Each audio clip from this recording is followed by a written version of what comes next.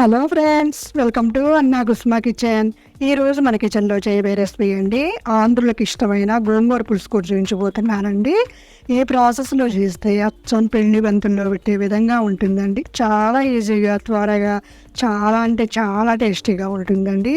చూస్తే చాలండి, ఎవరైనా ఈజీగా చేయగలిగే ఈ గోంగూర పులుసు కూరని ఎలా చేయాలో, ఏమేమి కావాలో చూడండి. వీడియో స్కిప్ చేయకుండా పూర్తిగా చూడండి. ఇప్పుడు గోంగూర అండి, అది 2 కట్టలు తీసుకున్నానండి. 300 గ్రాములు ఉంటాయండి. అదే శుభ్రంగా కడగాలండి. 1-4 సార్లు. ఇసుక చాలా ఉంటుందండి. అదే ఒక బాండీ పెట్టేసుకొని గోంగూర వేసుకోవాలండి.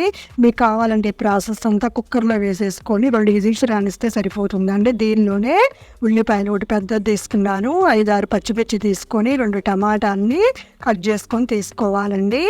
దీనిలోనే పచ్చిశనగపప్పు ఒక 2 స్పూన్స్ నానబెట్టుకొని వేసుకున్నానండి. మీకు కావాలంటే ఇంకా ఎక్కువ కావాలన్నా వేసుకోవచ్చండి.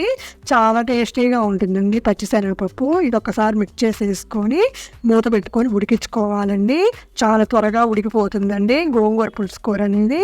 చాలా త్వరగా అయిపోద్ది. కొంచెం ఒక హాఫ్ గ్లాస్ అంత వాటర్ వేసేసి మూత పెట్టుకొని ఉడికించుకోవాలండి. మీడియం ఫ్లేమ్లో. చూడండి, మధ్యలో చేసి చూస్తున్నాను. వాటర్ అంతా రిలీజ్ అయిపోయి ఉడికిపోయిందండి. ఇలా వాటర్ అంతా రిలీజ్ అయిందంటే ఉడికిపోయినట్టేనండి. ఇది ఒకసారి మిక్స్ చేసేసుకొని మధ్యలో కలుపుతూ ఉండండి, అడుగంటకుండా.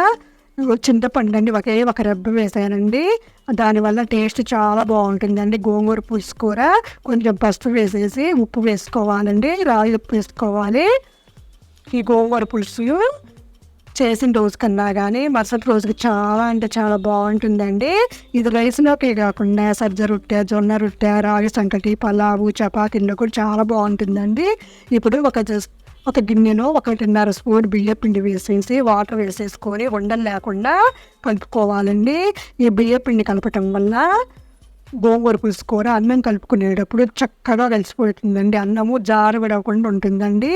చాలా టిప్పు మంచిదండి ఇది. కావాలంటే మీరు శనగపిండితో అయినా వేసుకోవచ్చు. బియ్యపిండి కానీ శనగపిండి కానీ వాడుకోవచ్చు అండి. నేను దించే ముందు వేసుకోవాలండి.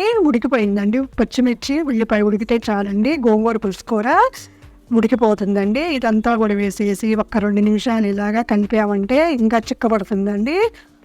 వేడి అన్నంలో ఈ పులుసు కూర వేసుకొని కొంచెం నెయ్యి వేసుకొని తిన్నారంటే చాలా అంటే చాలా బాగుంటుందండి.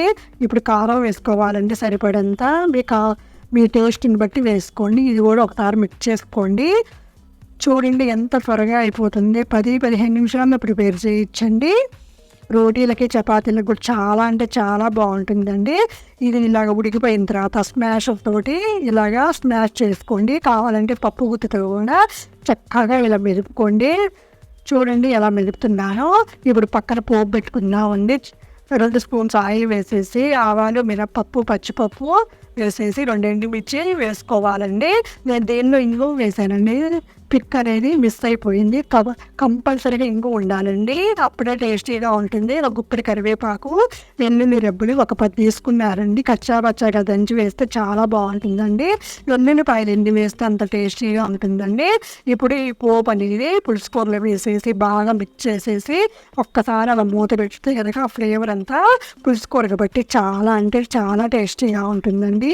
చివరి విధానంలో చేస్తే చాలా బాగుంటుందండి. ఈ పులుసు కూరకు అనేది ఉప్పు కారాలు ఇప్పుడే చూసుకోండి. ఉప్పు కారాలు అనేది కరెక్ట్గా ఉంటేనండి చాలా టేస్టీగా ఉంటుందండి. దీనిలో ఉట్టిపప్పు వేసుకొని తిన్నా చాలా బాగుంటుందండి. చూడండి మొత్తం దగ్గర పడింది. డిష్ అవుట్ చేసుకోండి.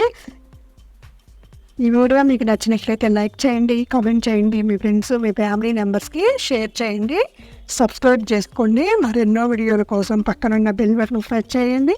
Thank you for watching.